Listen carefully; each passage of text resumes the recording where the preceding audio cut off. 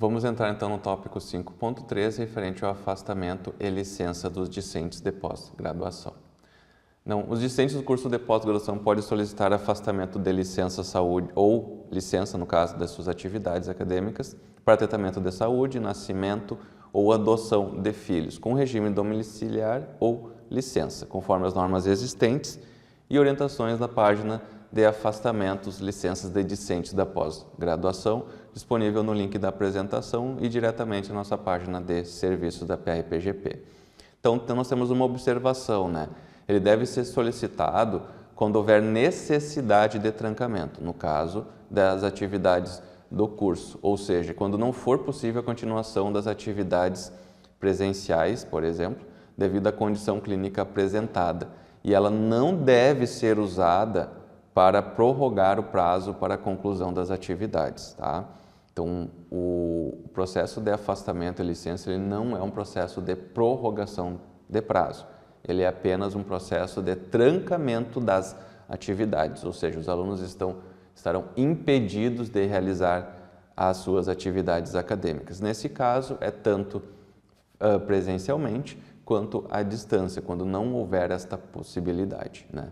E nos casos, então, de prorrogação de prazo para a defesa, onde um discente informa que é preciso mais tempo para concluir o seu trabalho final, esse aluno, esse discente, no caso, ele deve abrir o processo de prorrogação de prazo para a defesa, conforme conversamos e instruímos no item do tópico 4. Então, antes do discente realizar a abertura do seu processo de defesa, ele deve analisar a sua situação apresentada, né? Os seus atestados médicos, o que diz o seu atestado médico, o que diz a sua condição clínica. Todos os casos ele devem estar informados no atestado, tá? Então, o aluno pode perguntar, no caso, qual é o motivo do afastamento. Bom, é licença maternidade e paternidade? Não há discussão. O aluno a aluna, no caso, e o aluno vão solicitar a licença de maternidade ou paternidade. Dito isso, então, sendo problema de saúde, o discente vai verificar. Esse tempo de afastamento é superior a 5 dias? Se não for superior a 5 dias, ele se enquadra no caso de afastamento por até 5 dias. Se for superior a 5 dias, tem que verificar. O tempo de afastamento é igual ou superior a 30 dias ininterruptos? Se não, ele deverá solicitar o regime de exercícios domiciliares. Quando for acima de 30 dias de afastamento, então deve ser verificado. O discente poderá manter as atividades a domicílio, por exemplo? Sim ou não. Se não, ele deverá solicitar o tratamento de saúde com suspensão da contagem do prazo para a conclusão do curso. Se ele pode manter as atividades, ele vai abrir um processo em regime de exercícios domiciliares.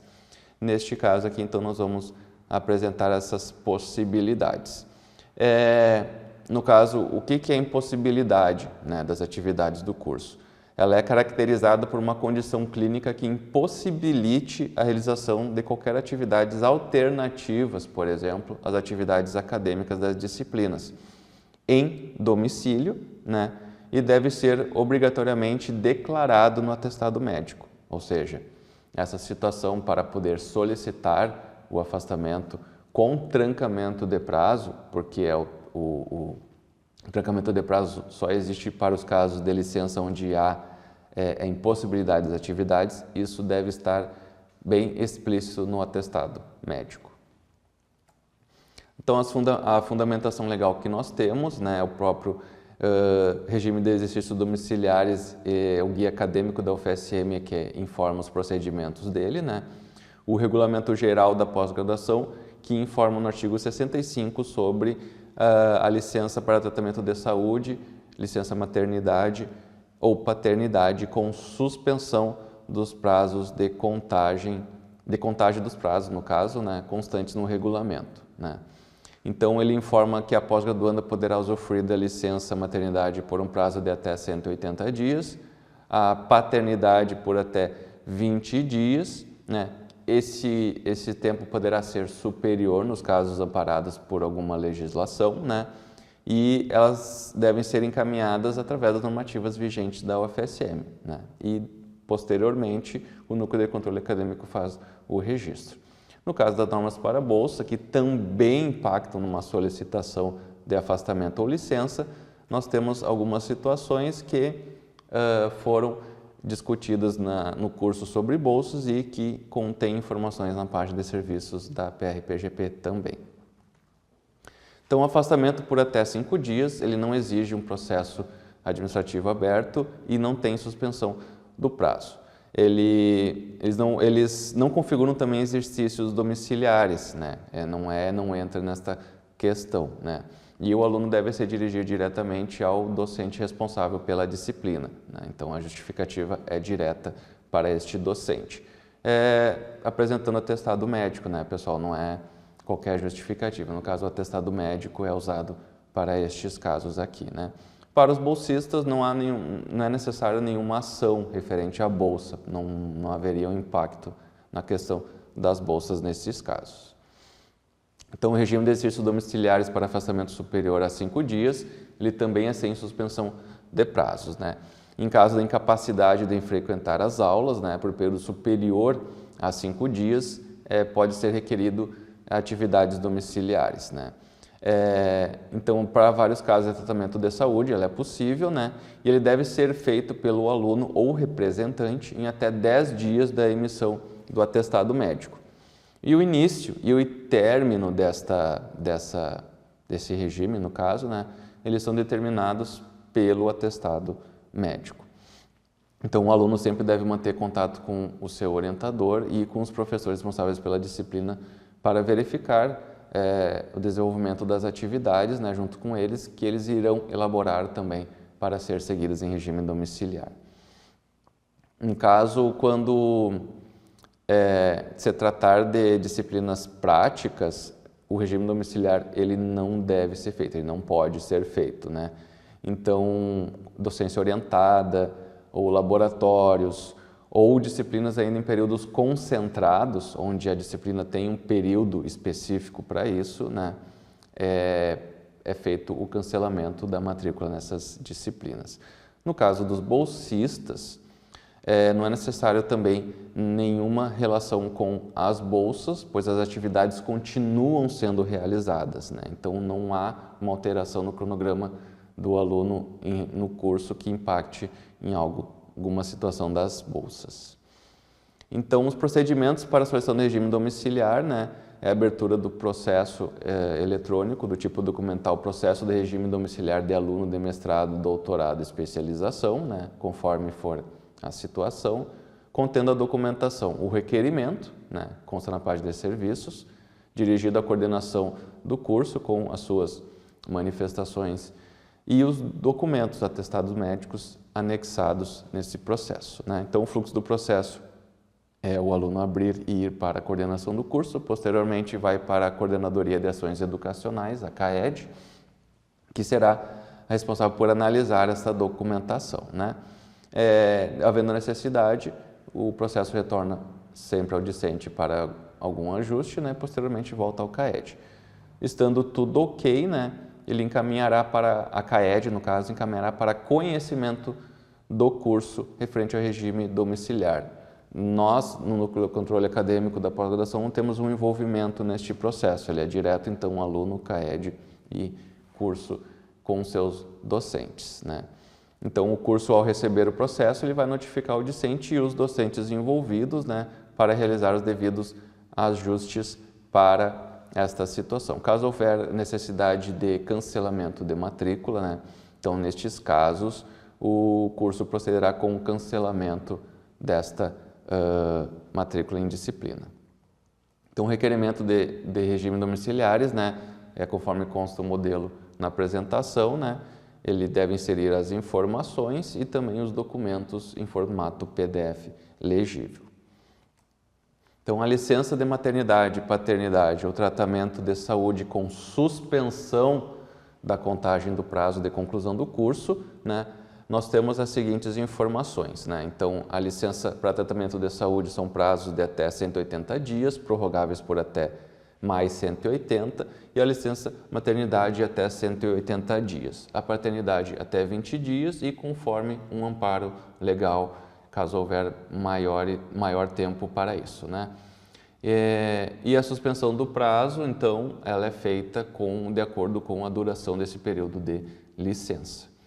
Então, para solicitar a licença com suspensão da contagem de prazo, o curso do estudante deve comprovar, né, no caso, o estudante deve realizar a comprovação. Nascimento ou adoção do filho, né, durante o período de realização do curso, tem que ser durante o período de realização do curso, não pode ser antes, por exemplo, né, do ingresso. A licença paternidade até 20 dias e condições clínicas que impossibilite a dedicação de atividades do curso por período igual ou superior a 30 dias. Tá? Então, o trancamento de prazo apenas pode ser feito em situações maiores de 30 dias. A solicitação é feita pelo discente ou seu representante legal até 10 dias após emissão do atestado médico através da abertura no processo eletrônico, né? Da mesma forma, então, né, poderá ser solicitado o cancelamento ou registro da situação incompleto nas disciplinas, né? Da mesma forma que a gente conversou no regime domiciliar, né? Então, o discente ele vai informar essa situação no seu requerimento, né, para que o curso tenha conhecimento do que o aluno decidiu sobre aquelas disciplinas envolvidas, né, e realizar os devidos procedimentos. No caso dos bolsistas, os procedimentos de bolsas estão informados na página de serviços referente a bolsas. Como provavelmente tem um impacto na duração das bolsas, né, devido à duração do curso ser alterada, deve ser verificado o que os bolsistas devem fazer nestes casos. Então, o procedimento para a solicitação com suspensão de prazo, né, é a abertura do processo eletrônico do tipo documental, processo de licença, saúde, maternidade e paternidade com suspensão do prazo de conclusão do curso de mestrado e doutorado, devendo conter a seguinte documentação: o requerimento preenchido, né, e assinado no processo, né, nós temos um modelo disponível, a certidão de nascimento ou de adoção exigido nesses casos, né, e o atestado médico original ou que confira com o original, contendo todas as seguintes informações, né? E aí aqui estão listadas as informações necessárias que devem ter nesse atestado médico. Então, o fluxo desse processo de licença de saúde, maternidade e paternidade com suspensão do prazo é abertura pelo discente, né? Mas caso esse discente esteja impossibilitado de abrir, um representante legal deverá abrir ou enviar a documentação necessária para a coordenação do curso, verificar o procedimento para abertura. Após aberto, esse processo ele é tramitado para a Coordenadoria de Ações Educacionais, a CAED, né, para analisar a solicitação. Caso a CAED não esteja de acordo com a documentação que foi anexada, ela retornará para a devida correção e complementação, se for o caso, né? E a CAED também poderá solicitar a perícia médica da UFSM que faça a análise uma avaliação, né, desta situação apresentada, podendo haver, inclusive, que a perícia faça uma avaliação presencial, né, caso seja necessário. Concluída a análise da CAED, a CAED vai, então, encaminhar para o registro acadêmico realizar o cadastro dessas informações no cadastro do aluno e fazer a alteração de conclusão do curso, por exemplo, dando mais prazo para eles. Então, caso houver indeferimento, né, o processo retorna para o discente e esse processo é arquivado ou possibilitar o recurso.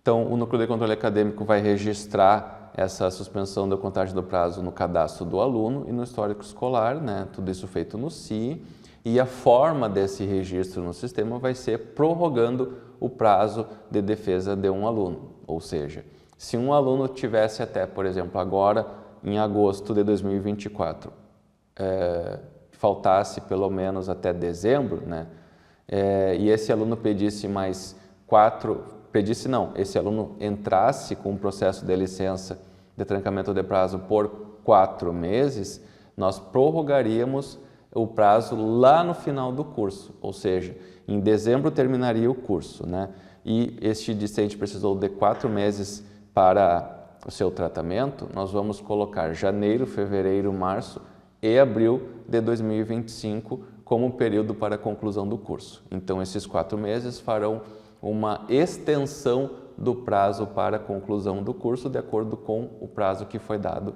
para este discente. Então, após registrado essa situação, o processo vai ser encaminhado para o curso de pós-graduação de vínculo deste discente, para demais providências do processo. E nesse despacho a gente vai informar ao tramitar a situação de como ficou registrado. Então, o curso vai receber o processo e vai notificar os envolvidos. Caso a licença seja autorizada, né, o curso deverá enviar a notificação ao discente, né, notificar os docentes envolvidos, né, orientador e docentes responsáveis, né, nos quais das disciplinas que o aluno está matriculado, e no requerimento vai constar a informação sobre cancelamento ou situação de incompleto nessa disciplina, que assegurará ao discente a realização dessas atividades em outro momento. A situação de incompleto, ela não pode ser registrada para atividades práticas, tá? Então, nesses casos, além também de ofertas concentradas. Nesses casos, há um cancelamento da matrícula na disciplina. E para a exclusão dessas disciplinas, fora do prazo, né, é feito o processo de ajuste de matrícula de pós-graduação fora de prazo. No caso de se tratar de bolsistas, deve ser verificada o devido processo, no caso, referente à bolsa. E, feito todos os procedimentos, o processo pode ser arquivado. Então, aqui nós temos o modelo do nosso requerimento de licença, né, no qual o estudante vai preencher as informações e, no mesmo processo, anexar os demais documentos, né. Então, o aluno vai informar aqui, como podemos ver, as suas justificativas, né, os seus motivos e também o período de tempo já que foi informado no atestado médico para que seja melhor analisado pelas unidades responsáveis. Então, aqui nós temos a segunda página do requerimento de licença, né, que ele deve informar a relação das disciplinas matriculadas no semestre e a situação que se encontrará nessa disciplina. No caso, se a disciplina deverá ser cancelada ou colocada em situação de incompleto. As dúvidas podem ser encaminhadas para o e-mail planodefesa.prpgp@fsm.br.